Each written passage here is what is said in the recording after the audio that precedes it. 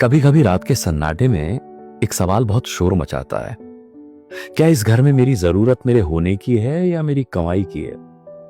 अगर मैं कल से पैसे कमाना बंद कर दूं, तो क्या कोई उसी तरह मेरा हाथ पकड़ेगा जैसे आज पकड़ता है?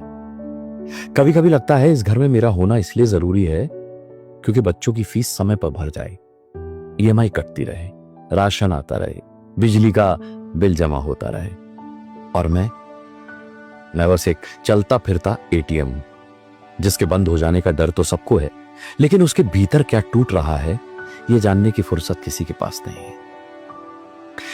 मैं जब भी अपने किसी सपने की बात करता हूं, किसी अधूरी इच्छा की बात करता हूं, अपने मन की सुनने की बात करता हूं, तो अचानक चार लोग आकर खड़े हो जाते हैं। कोई कहता है ये उम्र नहीं है, कोई कहता है ये सब बेकार है, कोई कहता है देखो घर परिवार को छोड़कर अपने बारे में सोच रहा है, और कोई मेरी पसंद को ही मजाक बना देता है।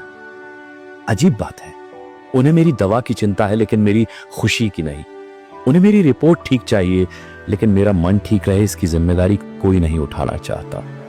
मैं खांसूं तो पीठ पर हाथ रखने वाला शायद कोई ना मिले, लेकिन इतना जरूर सुनने को मिल जाएगा कि दवा टाइम पर लिया करो, ये बिगड़ती तबीयत तुम्हारी ही लापरवाही का नतीजा है। काश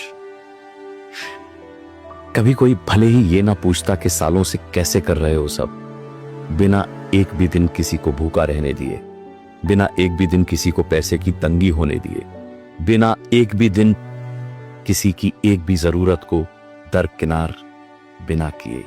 भले ही कोई ये ना पूछता, लेकिन बस सम्मान भर कर लेता मेरे उन एफर्ट्स का। क्योंकि कई बार इंसान बीमारी से नहीं, अपने ही लोगों की बेरुखी से थक जाता है। याद रखना, हर कमाने वाला आदमी सिर्फ कमाने की मशीन नहीं होता। उसके भी कुछ सपने होते हैं, कुछ अधूरी ख्वाहिशें होती हैं, कुछ जिद होती हैं, कुछ बचपना उसके अंदर अब भी जिंदा होता है। अगर आप सच में किसी से प्यार करते हैं तो उसकी दवा का नहीं, उसके सपनों का भी ख्याल रखिए। क्योंकि जिस दिन किसी इंसान के सपने मर जाते हैं, उस दिन उसके जीने की वजह भी धीरे धीरे मरने लगती है। फिर वो लाख दवा समय से ले ले, कोई फायदा नहीं होता। और तब ये सवाल मन में जन्म लेता है कि मैं इस घर के लिए जरूरी हूं या सिर्फ एक मजबूरी हूं।